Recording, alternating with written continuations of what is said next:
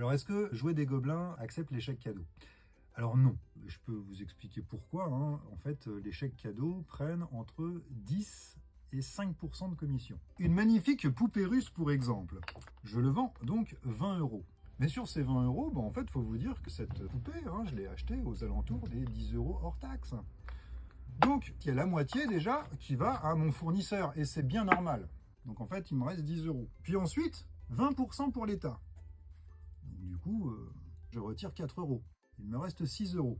Si je prends les chèques cadeaux, ça veut dire qu'il y a 10% qui va à l'émetteur du chèque cadeau.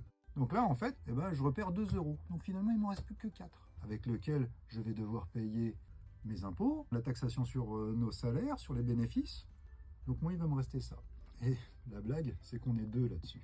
Alors quand vous savez que l'émetteur de ces chèques cadeaux fait 191 millions de chiffre d'affaires pour presque 13 millions de bénéfices nets en 2023, alors moi les chèques cadeaux, je trouve que sur l'idée, c'est une super idée. L'employeur peut donner de l'argent directement à son employé sans être taxé dessus.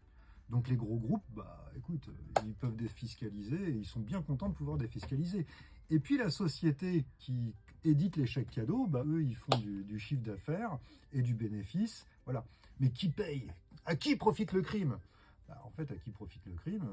Ça profite justement aux éditeurs des chèques cadeaux.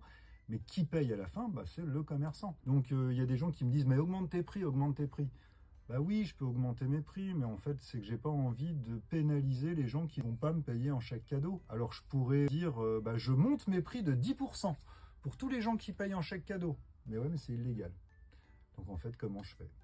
Je fais pas.